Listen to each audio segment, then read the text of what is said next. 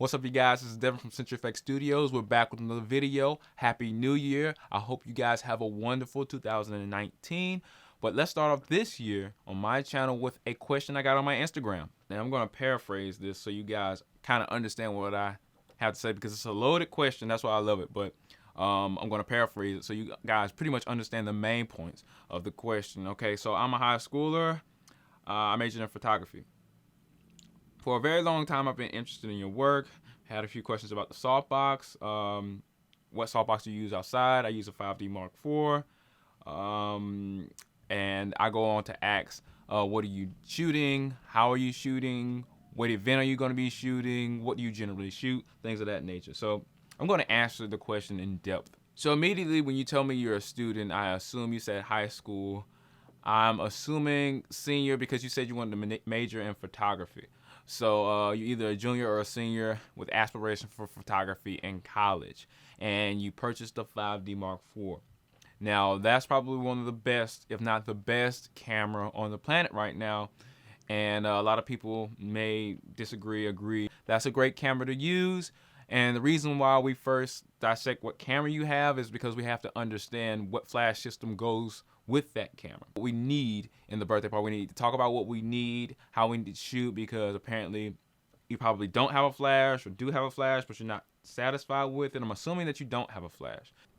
If you look at my Instagram and you look at all the pictures that I've actually taken that you've been looking at, I've actually taken that with a crop frame sensor, which is a smaller form factor camera that Canon makes called the 80D. I'm pretty sure you've either heard of it, you probably came across it in your research, but that's a crop frame sensor. Matter of fact, 97% of the work that you see on my Instagram is all on a crop frame sensor camera. This is a camera that's under $2,000 at this point, and it's a 24 megapixel sensor. And you said you've been inspired by my work over quite a few years. Well, that camera is under $2,000, and if I tell you to buy one specific thing like a flash point that you mentioned in your question, that may not give you everything that you want. Because if you just ask me, okay, if I get a softbox, if I have a flash point, or if I'm thinking about getting a softbox for a flash point, that's a whole different story. But I don't know if you actually have it, so I'm going to kind of answer the question in both ways. So if you have a flash point, depending on what kind of flash point you have, if you have a flash point speed light, if you have a flashpoint speed light, that's the easiest way to get around at something like a birthday party. You can buy a mag-mod. Mag-mods are these magnetic add-ons that you can put on your flash to bounce the flash. If I were you, I would get like a mag-mod globe, or the circular diffuser to put on top of your flash, or you can get the mag-mod, the one that looks like a dome. So there's a couple of things that you can do to modify that flash if you have a speed light.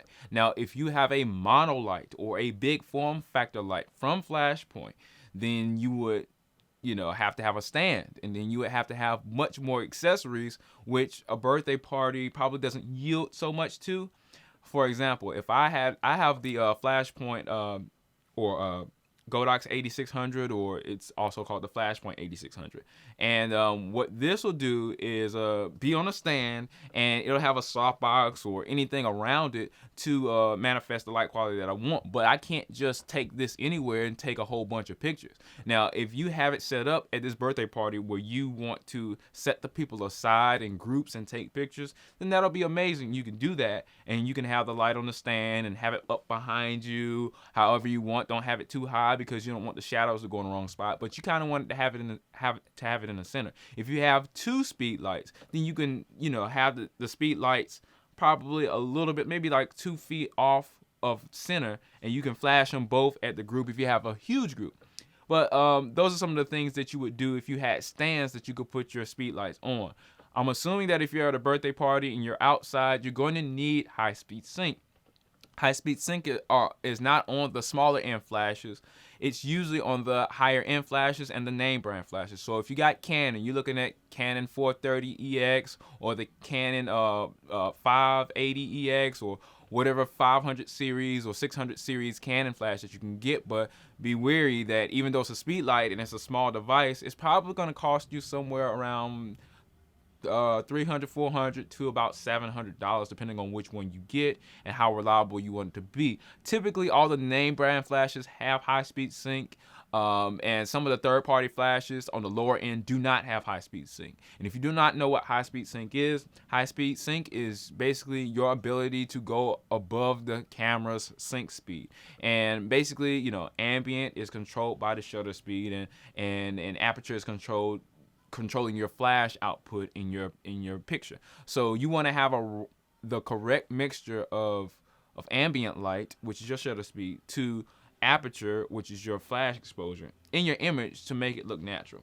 So those are some of the things you really have to balance out. You need to practice on this before the birthday party, so you're able to understand high speed sync. So if you're planning on getting a flash and you're going to get one, you need to learn high speed sync if you're going to have it outside, and you need to understand how to balance that out, and whether you're using aperture, shutter priority, or manual.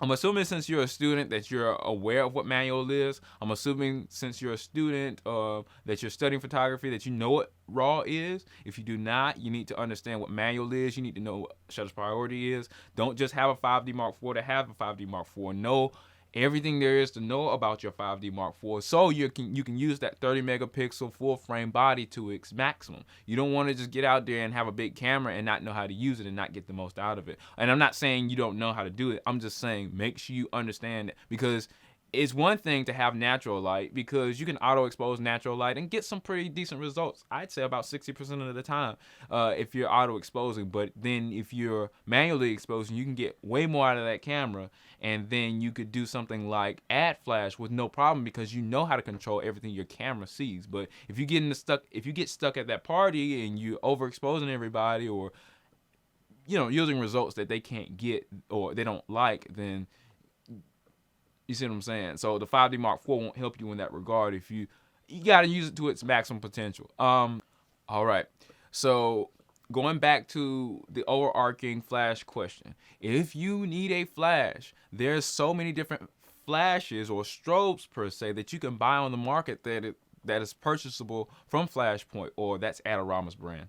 So if you go to Adorama or Amazon or wherever you purchase it from, you're going to find speed lights, you're going to find mono lights, you're going to find all these high powered flashes that you can purchase, but some of them yield themselves to certain events. I'm assuming that you're going to be using a speed light. You can get an 80, I think it's called an AD200 or AW200 or something like that. That's the speed light. One of them is meant to be mounted on a stand. One of them is meant to be mounted on your speed light. I forget the exact model that is meant to be mounted on your speed light. Make sure you get the Canon version of it. But I'm sure that pretty much any speed light will do if you're going like run and gun, here, there, here, there, here, there. And that's usually what you're doing at birthday parties. You're getting candids, you're getting group shots, you're getting a whole bunch of different shots that definitely need you to be untethered. You see what I'm saying? So if you get something high powered like an 8600, which is a 600 watt second mono light, that's pretty heavy,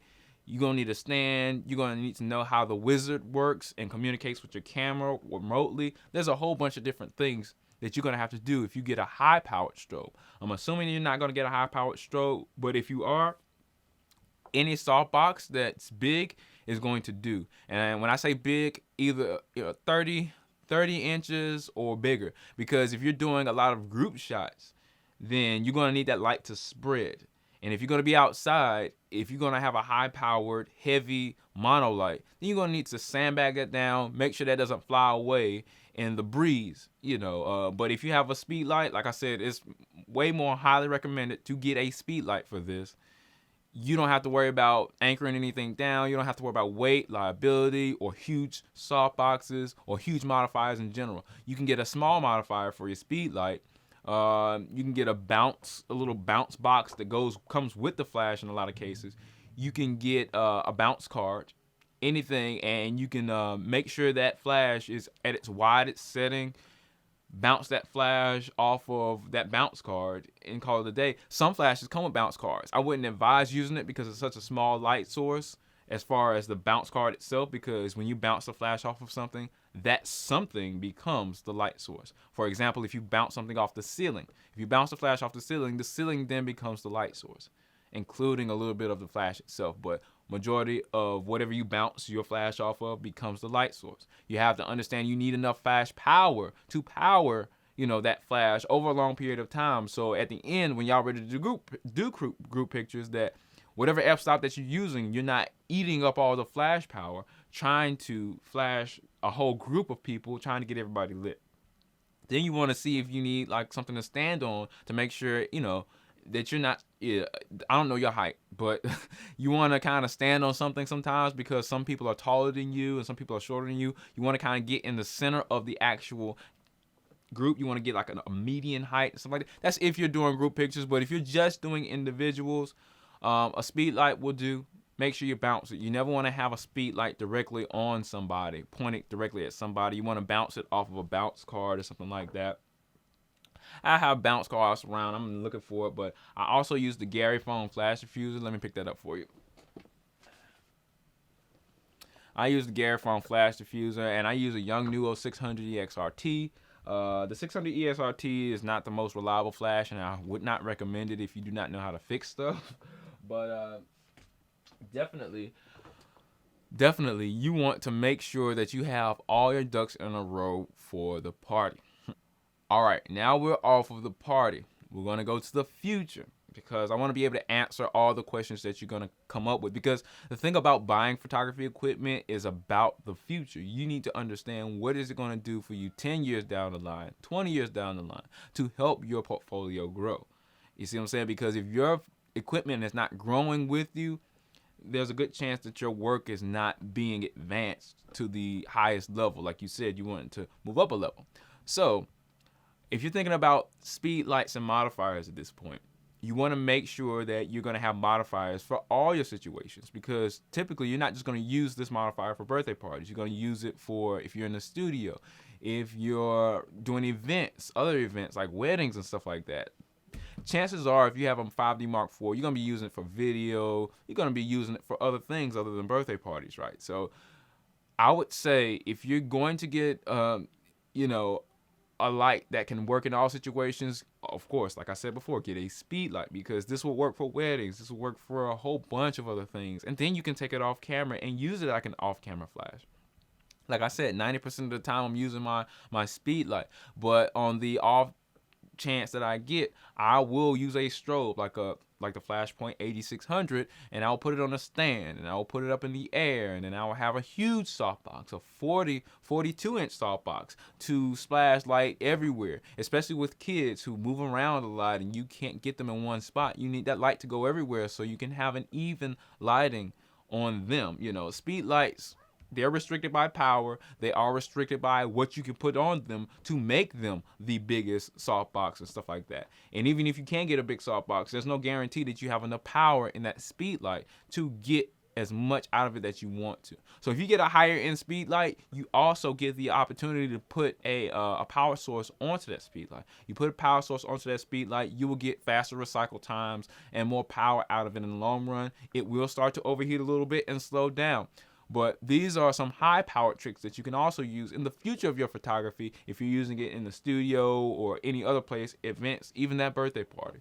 So there's a whole bunch of other things that I can tell you to make it better for you. But I don't know exactly everything that you're doing with the setup that you have to get the results that you're trying to get for all of the things that you want. But I think I pretty much answered most of your question there. If you have any other questions, feel free to ask me. You have my number. You have my Instagram. Feel free to ask me any questions. I'm open to answer any questions. And that's it for this video. Thanks for commenting. Thanks for following my work. Stay tuned for the next episode of CenturyFX Studios. If you have any questions, I will answer them in a video just like I did with this one.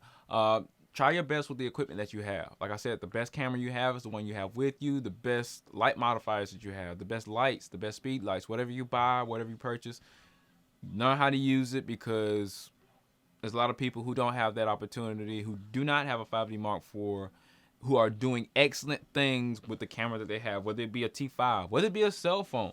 So my thing is, do the best you can with whatever equipment that you have. I'm Devin with CenturyFX Studios, and keep clicking those cameras, guys.